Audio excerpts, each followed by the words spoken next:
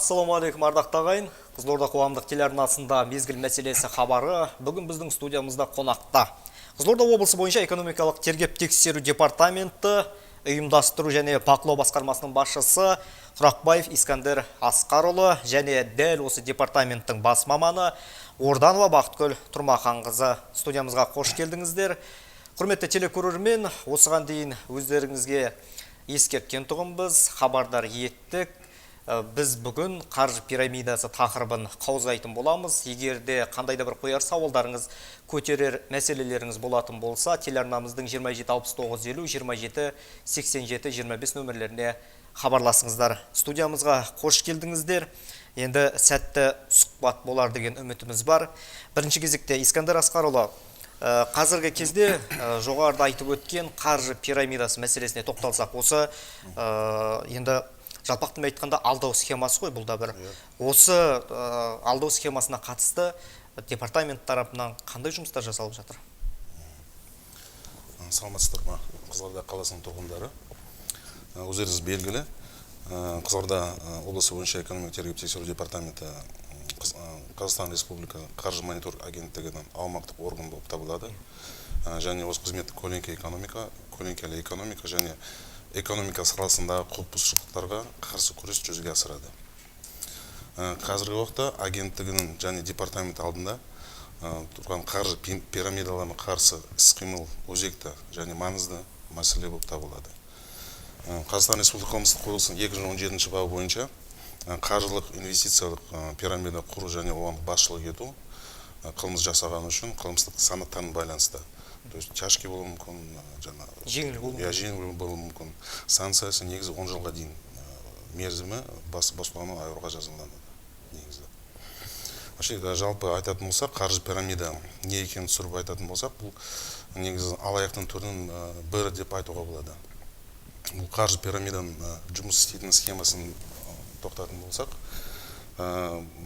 негізі бірінші пирамида негізі основной бірінші деңгейдегі салымшылар жаңа салымшылардан түсетін жарналарына есебінен сыйақы алады. Және тартылған қаржы кәсіпкерге, қызметке вообще пайдаланбайды. Кәсіпкермен жалпы айналыспайды және ешқандай қызметтер көрсетпейді. Бұл қаржы пирамида деген болса. Сонымен қатар біздің агенттігімен және біздің департаменттің қаржы пирамиданың оның негізгі белгілерін әзірленген. Бізді телекөрермендерге көрсетейін. Общий қазақша да, орысша да, қазақша да мынандай брошюралар шығарамыз. Бұл осторожная финансовая пирамида, 10 признаков финансовой пирамиды. Полный жаңа қаржы белгілері көрсетілген. Және мына жерде QR кодпен шығарылған қазір век технология дейді ғой. Любой смартфонмен QR кодпен сканировать етсең, ол автоматически ссылкасы біздің агенттігінің видеоролик именно қаржы пирамида жөніндегі ақпарат алуға болады. Түсінікті. Енді Бақытгүл Тұрмаханқызы, осы ретте сізге мынандай сауал жолдасақ. Жалпы менің түсінгенімше қаржы пирамидасы мынадай жүйемен жұмыс істейді. Адамның өз бидайын өзіне қуырып беру. Ал сыртқы жақтан өзге бір тұстардан ешқандай қаржы көзі, ешқандай пайда түспейді. Осы ретте бір адамдар болады. Бірінші рет осындай қаржы пирамидасына жолығып қалады. Бір адамдар болады, бірнеше рет жолығады. Бұның себептері неде? Енді қаржы пирамидасы деген жаңа айтқандай өзінің ерекшеліктері бар. Бірақ алаяқтықтың түрі деп түсініктеме бердік, сипаттадық. Өткен жылы басталған республика бойынша V2B деген компания болған. Қаржы пирамидасы Алматы қаласында құрылған негізі. Мен бірден сол нақты мысалдан бастайын.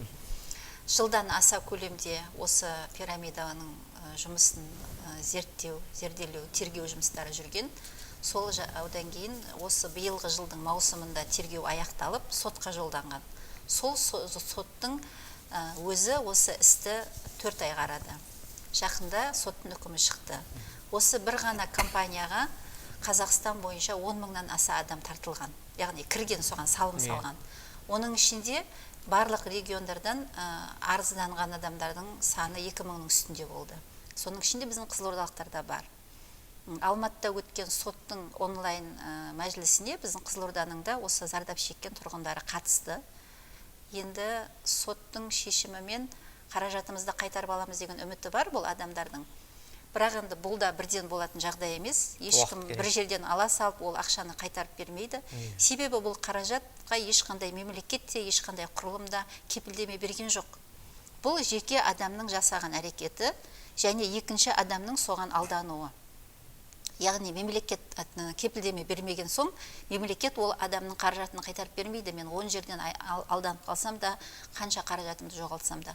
Ол егер сол компанияның құрушылары, құрылтайшылары, егелері, егер олардың жаңағы мүліктеріне арест қойылған, сол мүлкінен осыншама қаражат шықса, сол өзінің ретіменен сол адамдарға қайтарылуы мүмкін. Енді неге алданады дегенге келсек, мен өзім зерттеу жұмыстарын жасап көрдім. Осы тергеуге қатысқан, яғни алданған адамдардың біразыменен тілдестім. Олардың жаңа статусына, қызметтері қандай, жасы қандай зерделеп көрдім, түсінуге тырысып. Сонда бір емес, бірнеше пирамидаға ақшасын салған адамдар бар. Ұтылып қалдым дейді, біріншісінен қаражатым кетіп қалды дейді. Сосын тағы да бір осындайды естіп едім, тағы да соған да қаражат салдым дейді. Енді неге десеңіз, бұлардың сиқыры бар ма, білмеймін, осыған қаражатымды салғым кеп тұрады. Салсам, соны көбейтіп алатын сияқтымын дейді. Соған қарағанда біздің азаматтардың қазіргі қаржылық сауаттының төмендігін өте көп ақшаға қызықтырған кезде қызығып қалатынын, соны осы пирамида құратындар пайдаланатын сияқты. Түсінікті. Енді тағы бір сауал. Жалпы өзіңіз айттыңыз, көп ақшаға қызығу, оңай ақшаға қызығу. Бұл ретте мынадай да нәрсе бар секілді. Белгілі бір дәрежеде адамдардың осы қаржылық бос кеңістігі болып тұр адамдарда. Яғни жалпақ тілмен айтқанда осы финансовая пустота дейтін нәрсе осындай бір ауыр болса да жеңіл көрінетін амалдарға апаратын секілді. Дәл осы ретте мынадай бір сауал. Қаржылық пирамидадан бөлек қазіргі таңда мен мынадай салаға қатысты курсымды сатамын, болмаса бір психологиялық тренингке қатысты курсымды сатамын деп жататын адамдар болады. Бұларда бір алдау схемасы емес пе, әлде олардың өзінің адал еңбегіме? Менің түсінуімше кез келген тауардың белгілі бір рұқсаты, сертификаты болу керек. Дұрыс айтасыз. Жалпы Қазақстанда заң бойынша ақша қаражатымен жұмыс жасайтын тұлғалар, олар біріншіден тіркелу керек қой, салық төлеуші кәсіпкер ретінде. Екіншіден олар қаржы нарығын реттеу агенттігі деген бізде құзырлы орган бар. Сол қаржы нарығын реттеу агенттігінің лицензиясын алу керек. Енді әрбір осылай қаражатпенен сізді өзіне баурап тұрған компания немесе ол жеке тұлға болсын, оны тексеру керек. Біріншіден біз азаматтарға осыны жеткіземіз. Мынау біздің барлық жерде жүргізіп жатқан жұмысымыздың түпкі сол айтайын деген ойымыз сол: азаматтар алданып қалмаңыздар, тексеріңіздер. Ол сізді шақырып тұрған тұлға біріншіден мемлекеттік кірістер комитетінің салық төлеушілердің реестрі деген тізімі бар. Сол тізімде кәсіпкер ретінде тіркелген ба, тіркелмеген ба? Егер тіркелмеген болса, ол заңсыз жай ғана тұлға. Екіншіден, қаржы нарығын реттеу агенттігінің лицензиясы бар ма, жоқ па? Егер лицензиясы жоқ болса, ол қаражатпен жұмыс жасау құқығы жоқ деген сөз. Енді жаңағы сіз айтып отырған тренинг өткізем, психологиялық кеңес берем, білмеймін, көп қой. Әсіресе жастар жағы көп алданады. Жалт-жұлт еткен өмірге, осындай бір жылдам келетін бір сондай табысқа, білмеймін, енді осы алданбасын деп халыққа осы жұмысты жүргізіп отырмыз. Эфирге шығуымыздың да себебі сол: зерттелеңіз, оқыңыз, түсінуге тырысыңыз. Жайдан жай жаңағы ешқандай батпан құйрық болмайды деген. Түсінікті. Бұл ретте енді жаңа өзіңіз айтқандай, жылтырағанның барлығын алтын көріп қызыға беру ғой. Оңай ақшаға қол жеткізу, жақсы өмірге қол жеткізу. Жақсы өмір дегенде енді қазір көбіміз бұлай түсінеміз ғой. Ақшаңның көп болуы, ішіп жеміңнің ешқандай бір сұраным болмауы, ішкенің алдыңда, ішпегенің артыңда солай өмір сүру деп түсінеміз. Искандер Асқарұлы, сізге мынадай сауал. Бақытгүл Тұрмаханқызы айтты, жаңағы Алматыда анықталған қаржылық пирамида. Біздің Қызылорда облысында жалпы осындай қаржылық пирамидалар анықталды ма? Және анықталса да көбіне осындай қаржылық пирамидаларды құратын ер адамдар ма, әлде әйел азаматшалар ма? Жалпы айтатын болсақ, уже статистика келетін болсақ, негізі былтыр 2020-да Айтпеңіз, сөзіңізді бөлейін. Хабарласқан телекөрерменіміз бар екен. Сол қоңыраудан кейін жалғастырсақ. Алло, саламатсыз ба? Қайырлы кеш, тыңдап тұрмыз. Уже размере каждый там месяц. Алло, Это саламатсыз вот ба? пирамида или как вот, чтобы проверить эту организацию, мне куда обратиться? Стоит ли в это верить? Или сначала проверить мне это? Куда я могу обратиться за этой помощью? Түсінікті, рахмет. Сауалыңызға. Обратившимся я хочу пояснить, что в случае, если действительно какие-то моменты у вас вызывают сомнения, то, допустим, та организация, которая предлагает вам какие-либо действия провести, связанные с вложением ваших денежных средств, вот как мой коллега говорил, вам необходимо проверить данную организацию. Можете сами проверить данную организацию на сайте Комитета государственных доходов Министерства финансов Республики Казахстан.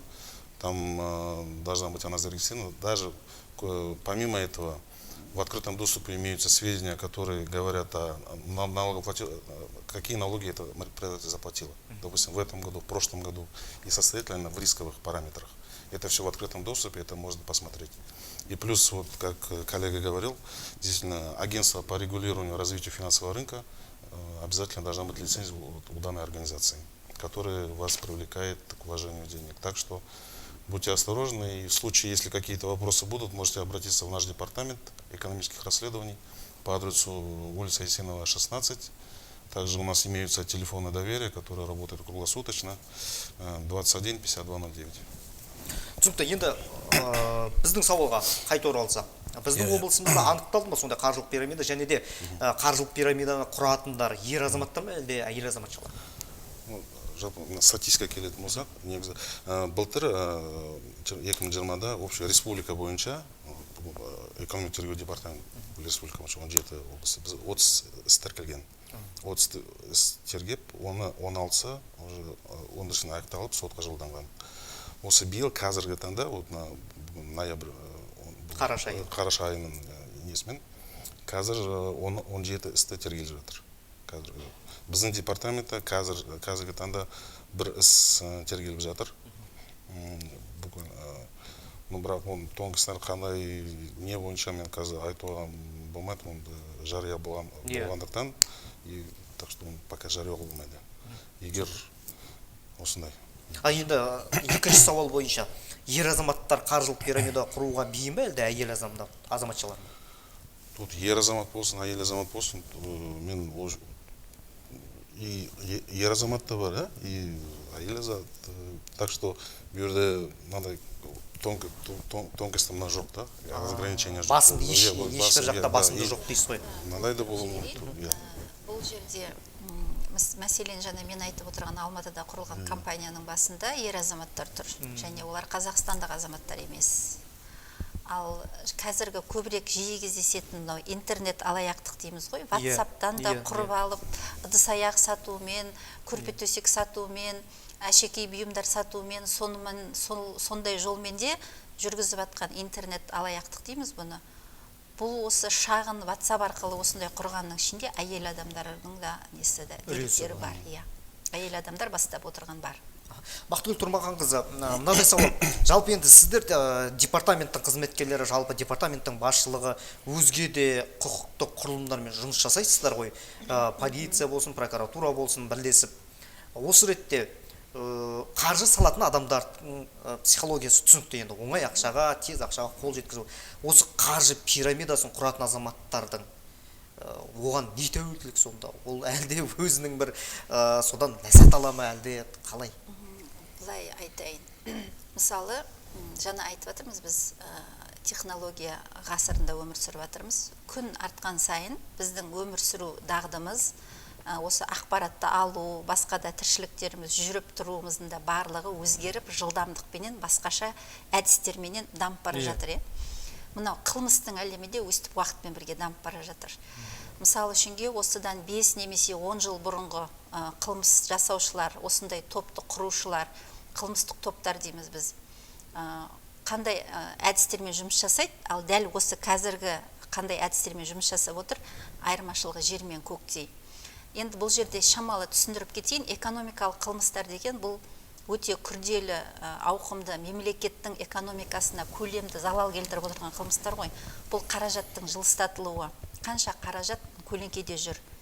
Бұл мемлекеттік және квази мемлекеттік секторлардағы қаражаттың жаңағы хищение дейміз, жымқырылуы, талан-таражға салынуы, өзінің мүддесіне жаратып әкетуі, тіпті мемлекеттің шаруашылықтарға беріп отырған субсидиясына дейін талан-таражға түсіп жатыр. Бізде нақты өзіміздің департаменттің жүргізіп отқан істеріне байланысты айтып отырмын. Мынау әлеуметтік салаға тырнағын батырып отырғандар, мүгедектер үйі, қарттар үйі, балалар үйі, интернаттар, балабақшалар, мектептердегі қаражатқа қол сұғушылық деген фактілер өте көп. Яғни жолын тауып отыр. Бұл қылмыстық әлемнің басында отырған адамдардың біріншіден алғырлығы ма, зеректігі ма, сол мысалы мен өзім жеке менің пікірімде қарапайым адамдардан асып бара жатыр ғой. Олар қылмыстық әлемді құрып, одан осыншама қаражатты жымқырып үлгеріп, оны жылыстатып та өзінің меншігіне айналдырып үлгеріп, сонан соң ізін суытып жасырынып кетуді де біліп отыр. Осындай бір, қалай десем екен, осындай бір өзгеше бір әдістерге жүгініп, соны меңгеріп отырған адамдарды, енді былай қарасаңыз, олардың ақылдылығына қызығу керек, бірақ олар өзінің ақылын осындай қылмыстық жолға арнап отыр. Ол қорқынышты сондай бір жағдай енді. Әрине, енді қорқынышты жағдай. Ақылды адам өзінің ақылын ақымақтыққа жұмсайтын болса, әрине ол өзіңіз айтқандай қылмысқа әкеп соғады. Мынада сауал. Ғаламтор арқылы сауда жасау қазіргі кезде өте қатты дамып тұр.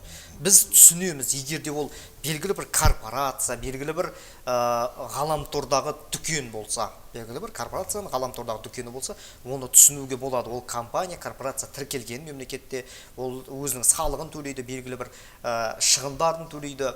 Ал жаңа WhatsApp желісі арқылы, Instagram арқылы сауда жасайтын азаматтар мен азаматшалардың әрекеттері қаншалықты заңды? Осы сауалға жауап берсеңіздер. Интернет-дүкендер ол открытый доступы бәрі жұмыс істейді. Енді бұл надо көру керек, что именно ақша в каком формате, в общем, жаңағы не ақша жинайды. Интернет-магазин болса, очень много интернет-магазинов. Қазақстанда тіркелген, Россияда бар, шетелде, мысалы, Алиэкспресстен ол бәрін заңды жұмыс істеп жатыр. Бірақ қазір тенденциясын, жаңағы айтыңыз ғой, WhatsApp желілері арқылы, допустим, какой-то бір группаны создавать етеді, ашады, и какой-то сомнительная схема предлагать етеді, мысалы. Допустим, ақша саласын, допустим, условно, 25 мың теңге саласын, какой-то бір компания, сен екі адам тартатын болсаң, сен үстінен жаңағы түседі, как вознаграждение ретінде. Ол уже сомнительная схема. Ол пирамида. Ол пирамида ретінде. Себебі біз жаңағы, он признаки, он белгілі нелер бар, сонда неге нелерін жатады. Поэтому жаңағы WhatsApp-тарын құрылған группаларын өте не болу керек? Күмәнмен қарау керек дейді, сол барынша күмәнмен қарау керек, міндетті түрде обязательно. Түсінікті, мынадай бір сауал. Бұл қаржылық пирамиданы құру, белгілі бір азаматтарды алдап, күмәнді істерге апару бізге шетелден келді. Шетелден оны жасыратын жоқ. Тіпті кей шетелдік киностудиялар бұл азаматтар туралы, яғни бір ұлттық қаһарман секілді кинофильмдерді түсіріп жатыр. Ол біздің отандық киноиндустрияға әсер етіп келіп те жатыр, кинопрокаттарға түсіп жатыр. Ал біздің елімізде бұндай қаржылық пирамида бірінші рет қашан және қайда пайда болды? Алматы қаласында ма әлде өзіміздің Елордада ма? Жалпы сауал былай қойсақ, қай өңірлерде басым қаржылық пирамиданы жүргізу, қаржылық пирамиданы құру? Так, ну, бұл жерде негізі бәріміз совет үкіметінің кезінде негізі тұрғанбыз. Помните, еще в советские времена жаңағы МММ пирамидасы болған. Мавроди. Да, Мавроди, потом инвестиционный дом Селинга болды, потом Хапер инвест компания, бәрі инвестиционный пирамида болып есептеледі. Бірақ біздің Қазақстанда, уже современный Қазақстанда қашанда именно нақты қазір айта алмаймын, именно 90-шы жылдардан кейін ғой, 2000 жылдардың басында. 2000 жылдардың басында. Примерно сондай. Сосын жаңағы әріптестеріміздің ақпарат алмасамыз ғой, басқа региондардың. Сосын енді базамыз ортақ, директор қорымыз біз енді көріп отырамыз. Негізі ірі осындай жаңа көп адам қамтыған, көп қаражат қамтыған ірі компаниялар көбінесе Алматы, Шымкент сияқты ірі қалаларда, мегаполистер, және мынау Ресеймен шекараласқан батыс аймақтарда тіркеледі екен. Сол орталығы сол жақтан басталады. Ал оның ақпаратымен, жаңағы қызықтырғыш әдемі жарнамасымен Қызылордада отырып мен де, тағы да менің анау Аралда отырған кісі де, Жалағашта отырған кісі де оған кіріп кетіп жатыр. Ол енді негізі зерделеп көргенде сондай ірі қалаларда бірінші сода басталады. Көбісінің тіркелген жері, не дейді жаңа, тұрған жері, мекемесі, тұрақты жаңа отырған орталығы, офисі осындай үлкен қалаларда. Сосын керемет әдемі офистер, мысалы біздің қызметкерлер осы ұстап атқан, жаңағы жауап атқан жерлердегі көріністерді көрсеңіздер, кәдімгі өте қымбат, әйбат, әдемі офистерді жалға алған, өте әдемі, көзге керемет көрнекті, ол да бір адамды қызықтырудың жолы ма? Өте әдемі, сондай. Соған қарағанда біздің қазіргі көзбен көріп, көзбенен жаулап алу деген сол принципті, сол принцип жұмыс істеп тұр. Как ноу-хау ретінде ұсынылады, да? Сөйтеді, Что-то такое. Что-то, керемет бір жаңа нәрсе, ой, осындай бір жақсы, осы сондай деп, сол стилі жаңағы, кеңсесінің стиліне дейін, сондайына дейін сөйтіп ерекше қылып көрсетеді, содан адамдар бірден соған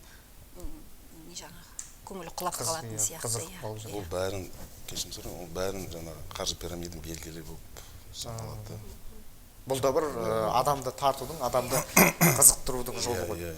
Енді менің естуімше мынадай дүние екен. Көбіне қаржылық пирамидаларға алданып қалып жататын, тұрмыс жағдайында отырған әйел азаматшалар екен. Неге? Себебі белгілі бір жұмыста жүреді, қызметте жүреді, декреттік демалысқа шығады, әбден жұмыс істеп, қолында ақша ұстап үйреніп қалған адам, ана декреттік демалыста отырғаннан кейін психологиялық тұрғыда белгілі бір күйзелістерге ұшырайды. Қолда ақша жоқ, ақшаның барлығы өзінің жаңағы жағында, жолдасында белгілі бір іспен айналысқысы келеді, пайда тапқысы келеді. Солай отырып, өзін сол пирамидаға кіргізеді, және де артынан тағы да кіргізіп жатады. Біздің өңірде де дәл осындай ахуал ма, әлде өзгешелік бар ма? Және де қаржылық пирамидаға кірген азаматтар мен азаматшалардың ішінде мемлекеттік мекемелерде жұмыс істейтіндері бар ма? Бар. Мен зерттеу жүргізіп көрдім. Мұғалім, дәрігер, медсестра, кәсіпкер, тіпті лауазымды қызмет атқаратын адамдар, такси жүргізушілері, фото түсіретін орталықтар. Сондай қызметкер. Жалпы енді 47-ші жылы туылған азамат, 49-ші жылы туылған апай, енді оларда мүмкін балалары атыменен, құжатымен тіркеп қойған болуы да мүмкін, бірақ енді сондай үлкен кісілер бар, зейнеткерлер, жалпы жаңағы несі ауқымы өте кең, адамдардың тартылуы өте кең. Белгілі бір қаржылық пирамиданы қамтуда, адамдарды қамтуда белгілі бір контингент жоқ, жалпылама алады дейсіз ғой. Сол қармақта ілінеді, ілінбегені қалып жатады. Программистер, мысалы үшін ойлайсың ғой, программистер деген ол барлық нәрсені тез жете біледі, бірден тексеріп алады, бірден біліп алады деп ойлаймыз. Программистер Былай келгенде алданып қалып жатыр. Ол да алданып жатыр. Жастар, үлкендер. Бір қосылатын, жаңа пирамида ол географияны қаратын болсаң, мысалы ұйымдастырушы бір Астана қаласында болатын болса, не только Астана қаласында, Нұр-Сұлтан қаласында тұрғындары ол барлық жерде болады. Қызылорда қаласынан шығады, Шымкент қаласынан, Түркістан қаласынан шығады. Бұл жерде географический особый признак жоқ та, соны айтып жатырмын. Барлығын қамтып отырады. Енді осыны барлық контингентті қамтудың тағы бір жолы, мынау бір туысқандық байланыстың да тығыз болуы, ол да әсер ететін секілді. Мынадай бір сауал.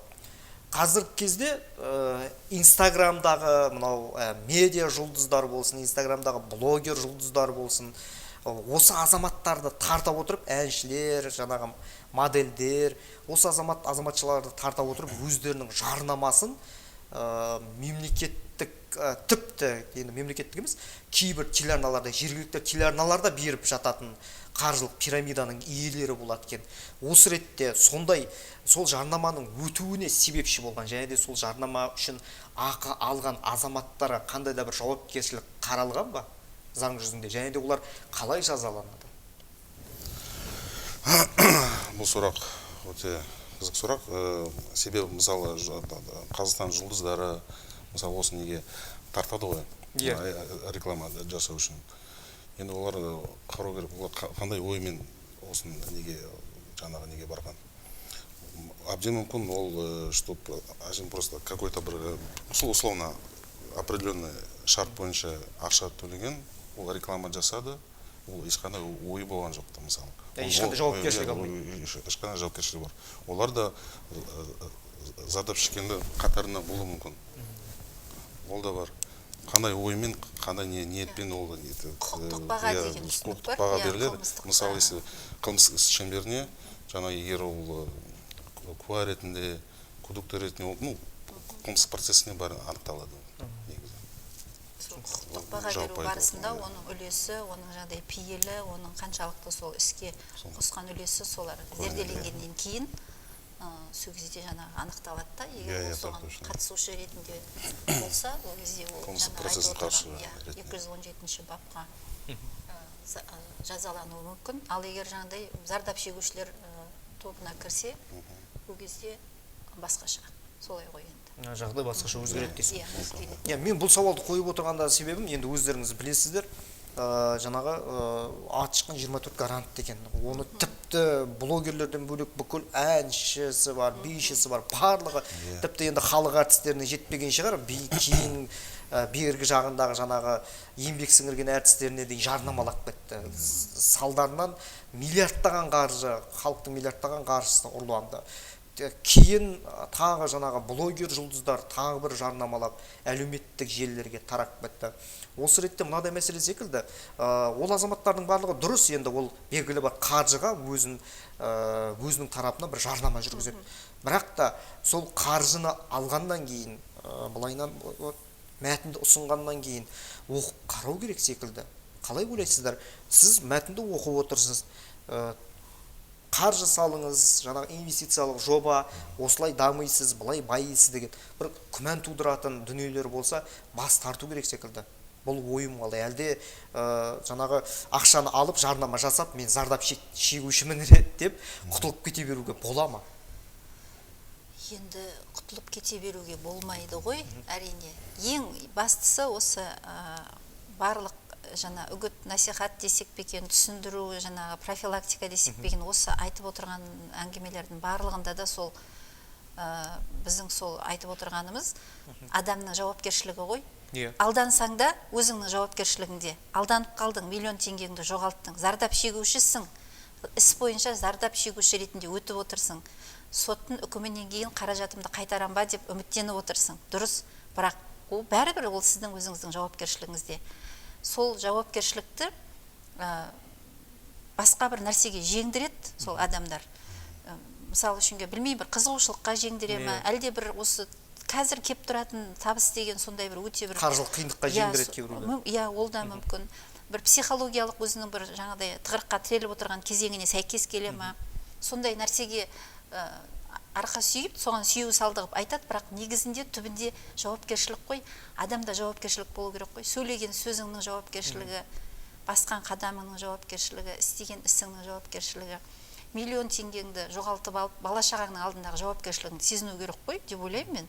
Енді мына жерде осындай сауал туындап отыр да. Жалпы мен мысалы басымыздан әрмен. Мысалы, миллион теңгемді салдым,